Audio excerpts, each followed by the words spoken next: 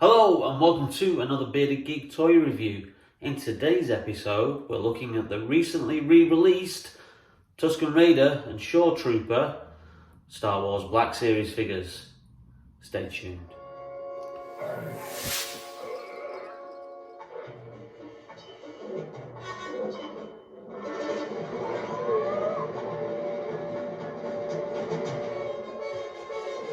Welcome back to the channel, and in today's video we've got a double header. We've got two archive releases. These were previously released a fair few years back. The Tusken Raider was released as part of the original red and black range, and so was the Shoretrooper, which was released way back in 2016 when the film Rogue One came out, which is obviously where the Shoretrooper is from. Now, obviously, these are, quite difficult to get hold of, hence why they were selected for archive re-release. And, the archive part of the Black Series waves are very welcome because, a lot of these figures, once they've kind of like sold out everywhere, they start to go for stupid figures, on the secondary market. So when they get selected for an archive release, it is very, very welcome because it means that you can then pick them up at the normal retail price rather than paying stupid eBay prices. So these were released late last year as part of the 50th anniversary of Lucasfilm collection, which is why they've got this emblem here at the top of each of the figures. And if you look on the back, you've then got a timeline of Lucasfilm from 1971 through to 2021, with it selecting obviously where the figure comes in the timeline. So obviously Tusken Raiders were first seen in the first Star Wars film in 1977, which obviously was retitled Episode 4, A New Hope. And then the Shoretrooper was first seen in 2016 in Rogue One, and I think they've actually popped up since in The Mandalorian as well. But I absolutely love that design of Trooper.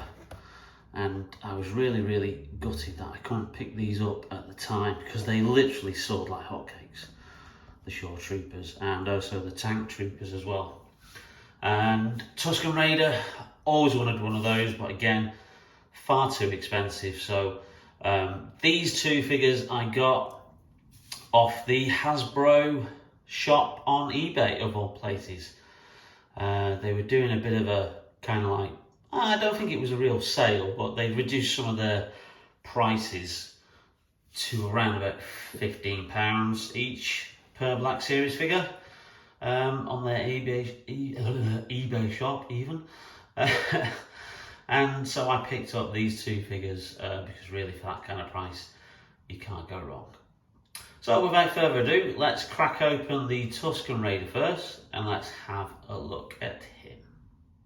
So the first thing that strikes me with this figure is just literally the abundance of extras that you do actually get with him. So not only do you get Sand People gaffy stick, which has a multiple number of different attachments, but you also get their rifle as well, which is very similar to the rifle that Luke Skywalker had in A New Hope. And I think I've got a version of this rifle with the Luke Skywalker figure that comes with the land speeder, which is downstairs on display. Now, each attachment of the gaffy stick just slots in like so, which then gives you the full kind of like range there. Now, that's the more traditional version of the gaffy stick. Obviously, we have seen variations of what they have, which is obviously these appendages here as well, which you can easily swap over should you choose to. But I'm going to go with the traditional gaffy stick, because that's what the Tuscan Raiders, sand people are seen with in the very first Star Wars film. Just a quick look at the rifle in closer detail. As you can see, there is some very nice paint application on there. And this does look virtually identical to the one that Luke has, the Luke figure I've got from A New Hope, who comes with the land speeder. I will have to get around to doing a video showing you him, because it's the one Black Series vehicle that I do have, besides the speeder bike from Return of the Jedi, because, you know, given the size of the 6-inch figures, they don't really do many vehicles. They're few and far between. Apologies for the dog bark in the background outside. There you go, there's the rifle. Now here's the Tusken Raider, or sand person, out of the packaging properly. And as you can see, overall, the facial sculpt is very accurate to how they appear in the show. Look at the detail of the bandages and the appendages that come out from the head, and the mask that they wear. Great detail. Now obviously this has a mixture of cloth goods and plastic, so when you take it out, obviously it's got a bit of an elastic band around it there, which is why you've got that kind of like indentation there. And all the robes are literally tucked up there. So just going to take these out like that to give it a bit of a better... It's because this guy is going to be... Now, there you go. So you've got, on the outside, you've got cloth goods, which I think is a great choice. And then on the inside of the figure, you have got plastic goods there, which again is a great choice. Nice sculpt there under the skirt with the bandages around the boots. Again, accurate to how they appear. So you've got this real kind of like fine detail underneath the cloth goods. The bandoliers there, the belt pouches, all accurate, and they go all the way around there as well. So showing you the detail on that as well. So I think they made the right choice here, doing both cloth goods and plastic. So it gives you that freedom. Now, does have articulation in the arms, and the thing is that you've got this cloth goods there is stitched to give that real kind of like sand person vibe. So it's not going to come off too badly, and it's nicely stitched there. So just trying to get out. Just nip my finger there. So if you're gonna have him in that particular style with the gaffy stick, you are literally gonna be able to do, hopefully, this. This is going to be a bit of a struggle. Oh dear. Yeah, but you can raise the arms, so you've got a lot of leeway there with the cloth goods for him to do that. Let's just try and get that in properly. So I've got him holding the gaffy stick there. He's a little bit unsteady on his feet.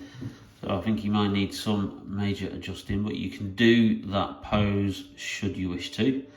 Yeah, I don't think he's really going to stand up. Ah, there you go. Fantastic. So you got that billowingness of the outer cloak there, which is accurate to obviously how it flows. It looks a bit bulbous there, but I'm sure you could manage it in a certain way, like do it like that. That looks more screen accurate. And Alexa's going off for some reason.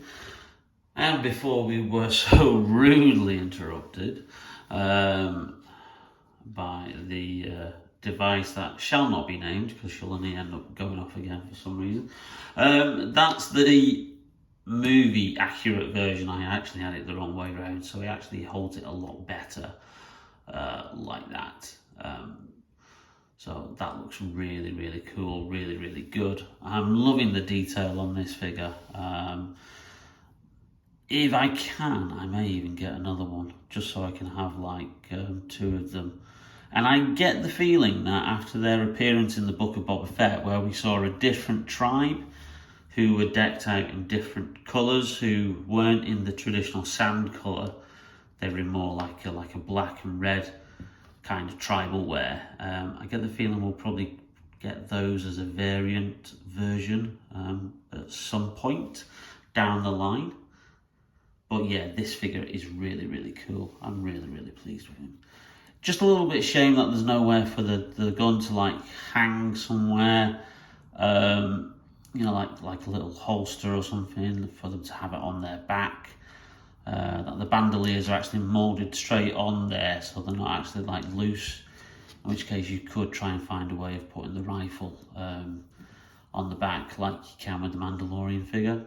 But, you know, it's not a deal breaker. Like I say, you know, the Tuscan Raider itself, the figure, is absolutely brilliant. I really do like that. Okay, let's go and open up the Shoretrooper.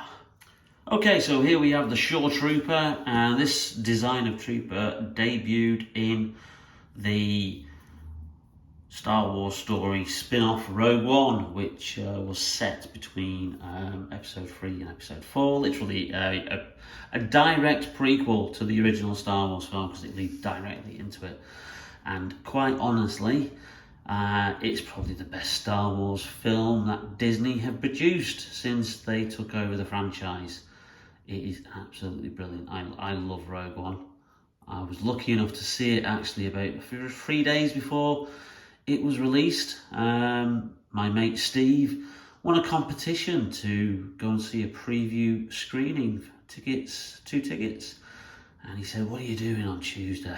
And the film wasn't out until Friday. And I remember we had to put our mobile phones in special plastic sleeves. We were given a special ticket. They monitored the screens throughout. We had a live stream to the actual premiere in Leicester Square, and then we got to see the film, and it actually blew my socks off.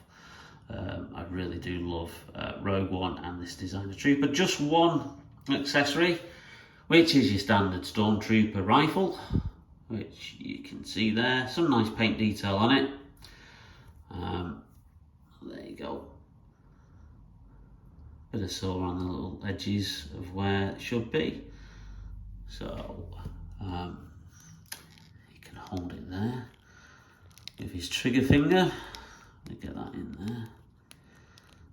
Okay. And yeah, I love the dirty wash on this. I love the design, how it's kind of like adapted for the conditions of the planet. On Scarif base. Was it Scarif? Yeah, it was Scarif, wasn't it? It's like a merge between the Scout Trooper, which is another one of my favourite designs, and the original Stormtrooper, with a bit of the style of the Death Trooper helmet there. So standard articulation on this one. Swivel there. Obviously you've got swivel in the hips.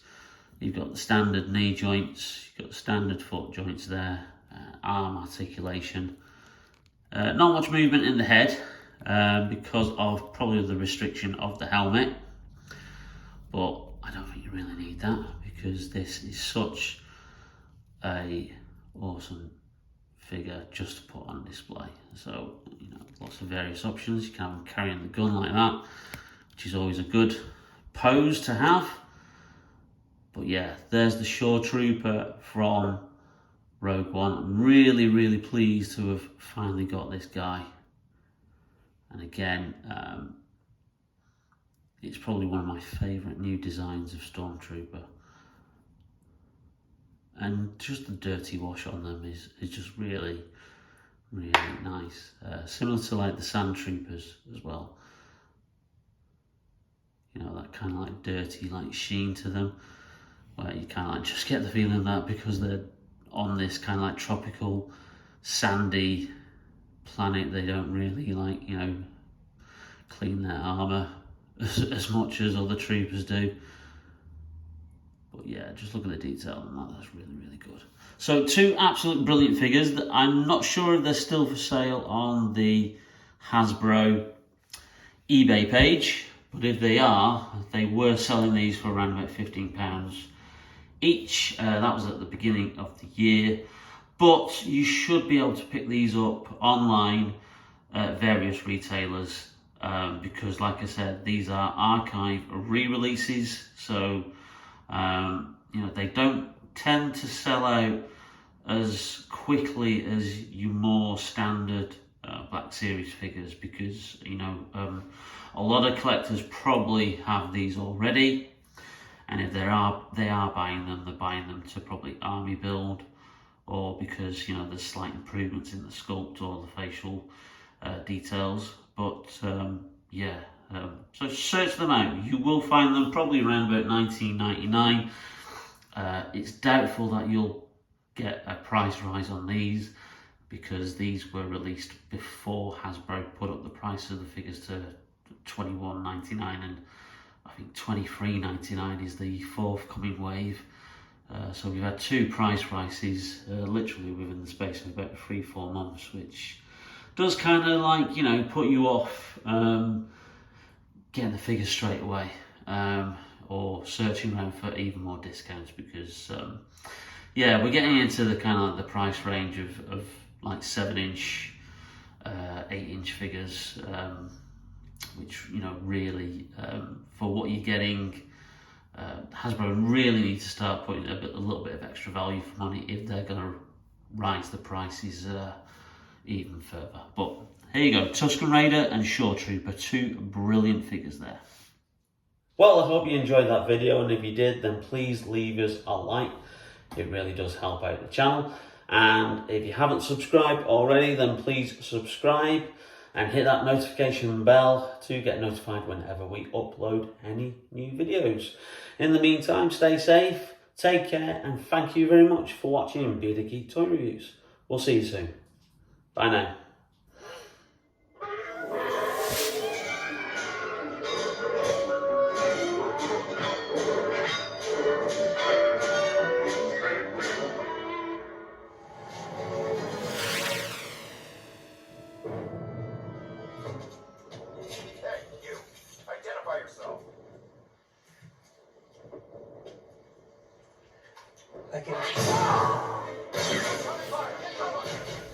Oh!